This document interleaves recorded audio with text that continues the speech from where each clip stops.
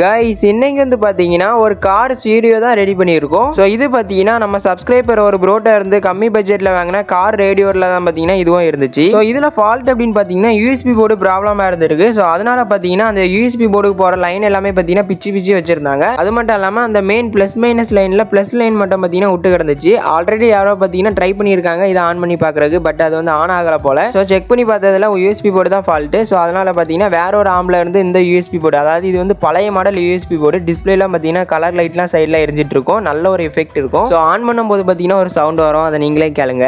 Welcome to Paris Radio.